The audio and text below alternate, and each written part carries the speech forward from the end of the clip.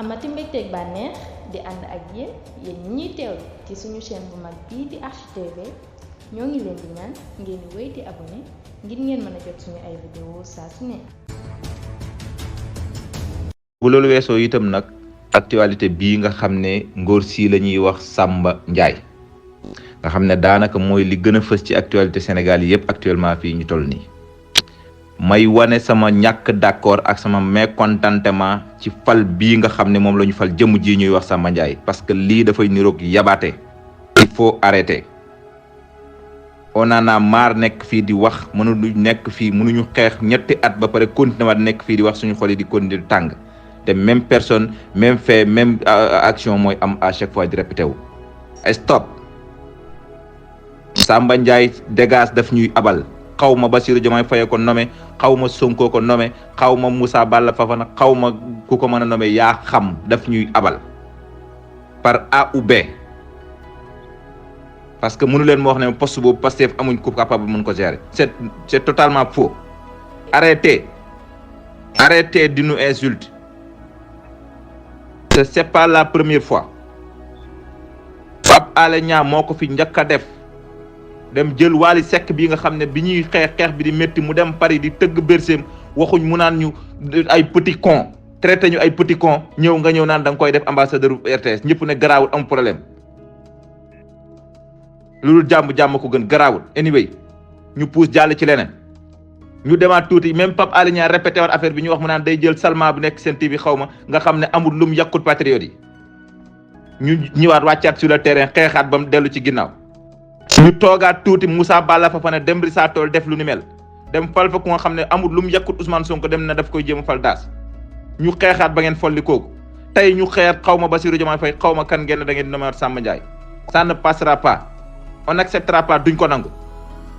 pourquoi duñ ko def laa la wax Samba Ndiaye daf ñuy abal par A ou B lu gaa yi wax baax na te soxla woon nañ beneen polémique bu dul bii ci veille élection bii soyez intelligent ba pare soyez sérieux ba pare ngeen respecté ñu aussi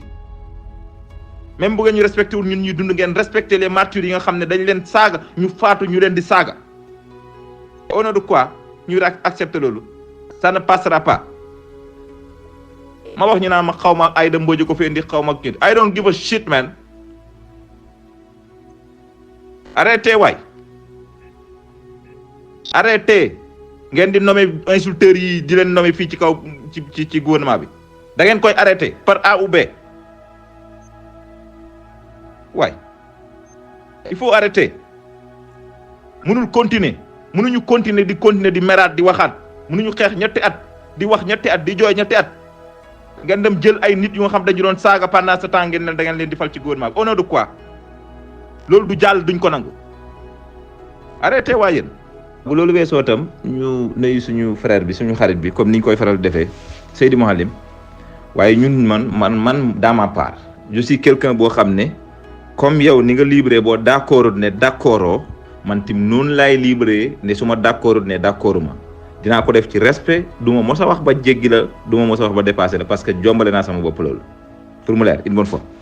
mais maa ngi wax ne d'accorduma ak yow ci kii bi nga def nii ci comment dirais-je comparaison bi nga def nii man d'accorduma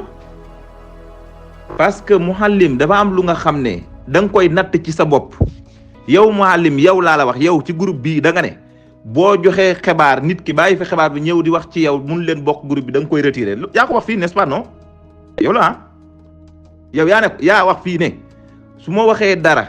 waxoo ci li ma wax indi sa xalaat ndax nga ne da ngay wax ci man personnellement duñ bokk groupe bi maag yow plusieurs fois nit def na ko nga bind ko ne ko maag yow mënuñu bokk groupe bi dama lay retirer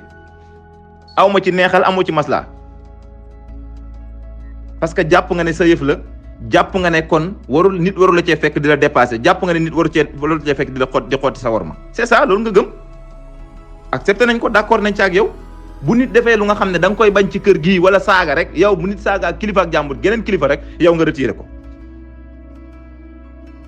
alors Samba Ndiaye saaga suñu kilifa nga ne du sañ amuñu droit wax ne dañ koy retiré pourtant bi Cheikh Omar Diagne waxee li mu wax ci yoonu murit ak loolu ba coow di tàkkee ci veille élection bi pourtant yow da nga libre woon pour wax ne Cheikh Omar Diagne nañ ko dàq keneen di wax ne nañ ko dàq keneen di ko wax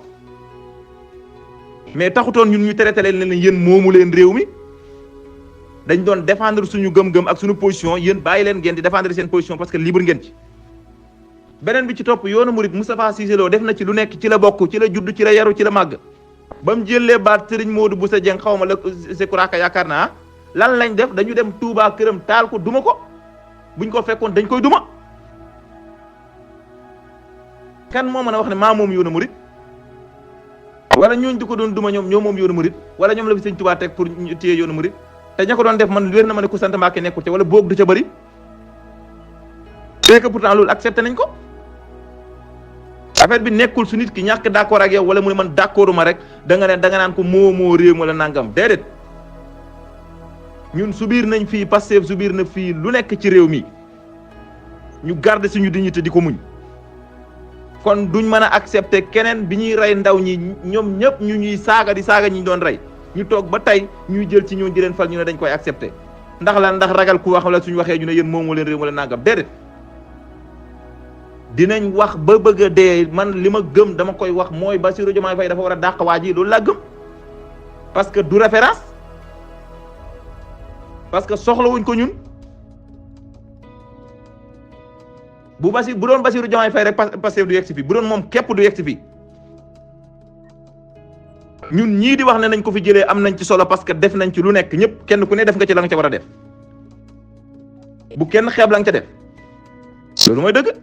waa Cheikh bi jërëjëf yow itam ñu ngi lay nangul ñun tamit sa xalaat bu baax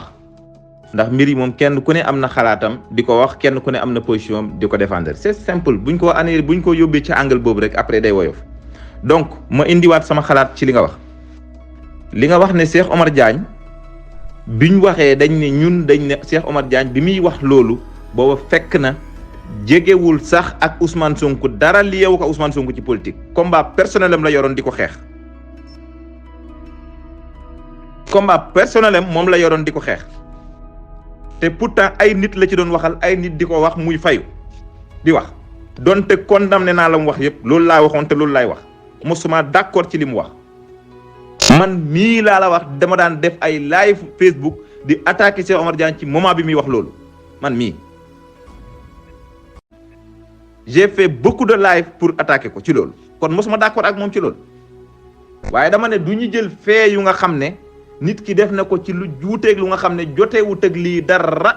ndax bi mu koy wax moom boobu xalaatul sax ànd ak Ousmane Sonko ci politique d'ailleurs sax boobu bokkuñ gis-gis ci politique lan moo ko lié ak ñoom Ousmane Sonko ak ñoom Diomaye mooy bi ñu leen jàppee tëj ci kaso bi ñu bokk fa nekk.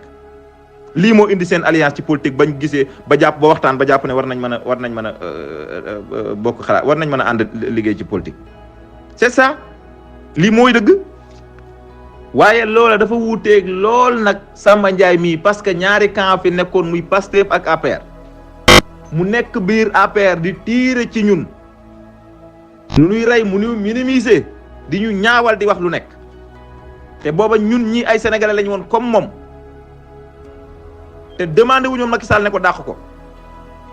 donte ay sénégalais waaye jàppoon nañ ne comme dañuy politique mu nekk ci benn parti ñun ñuy dem vers ñoom pour jël liñ yor ñoom itam ñuy tiire ci ñun pour mën a téye ñoom itam liñ yor donc kon combat la duñ dem nag ba tey nag ñu dem ba dominer ko ba wàcce ko siège bi nag ñuy retourner waat di ko gisaat di ko aj ci kaw loolu laa ne kenn du ko fi accepter loolu dàqawut ak kenn ku ne am nga sa xalaat am nga sa position nga défendre ko comme que si ni nga ko gisee ak ni nga ko xalaatee anyway loolu amu ci benn problème man amu problème ak loolu waaye dama ne ku am droit wax li nga xalaat ak am droit ne Cheikh Omar Diagne dañ ko war a dàq def le maximum nit ñi bàyyi la ci loolu jàpp ne sa gis-gis la ak sa xalaat da ngay bàyyi nit ñi nga xam ne amuñ cofeel ci Samba Ndiaye mii te dañ ko war a dàq te man gëm naa dañ koy dàq parce que buñ ko dàqul li muy yàq moo ëpp li muy defar loolu c'est clair et net donte maa ngi dégg ay rumeur yu naan du Samba Ndiaye bii dafa affaire bi am na erreur maa ngi koy dégg depuis sànq ba léegi donc voilà xëy na peut-être loolu am maa mu ñàkk am mais su fekkee loolu moo am gis-gis bi laa ci am xalaat bi laa ci am Samba Ndiaye dañ ko war a limoger diwa ko fi indee ki parti bi la bokk ñëw na avant élection yeeg dama ne gis naa la sax maa lim nga tëkkale Samba Ndiaye ak Mimi Touré c'est pas la même chose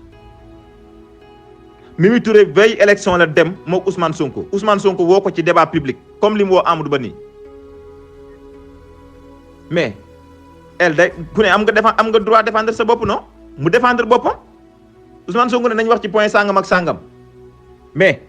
moom mu ne moom dafa tànn moom itam nañ wax ci point Adji Sarr loolu affaire am la loolu am problème te Mimi Touré boobu moo bàyyi avant APR di daanu ñëw xeexaat dem fu dara nekkul xeex ba dara nekk fa kon moo ëpp mérite Samba Ndiaye bokkuñ ñoom ñaar c'est pas la même chose. waaw Moussa Diakhaté exemple Moussa Wolof maa ngi lay nuyu itam dirija 1927 la Touba la fa nit gëj a defaru loolu moo gën a ñaaw li Cheikh Omar Diagne wax maanaam xalifa sëñ Touba yi ñu am yëpp laa la wax ak ñi fi jaar ñëpp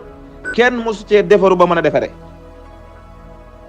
maanaam Moustapha Cheikh Omar Diagne benn sa bu fekkee dafa saaga jumaay murid wala dafa saaga yoonu murid benn saaga la fenn la joxoñ saaga ba mais Moustapha Diakhaté carrière yoonu murid yëpp la insulté c'est que pourtant kenn mosul demandé na ko Macky Sall dàq wala nañ ko def ci kaso bi yàlla xam na ne Moustapha Diakhaté moo gën a yées Cheikh Omar Diagne ci yoonu murid parce que Moustapha Diakhaté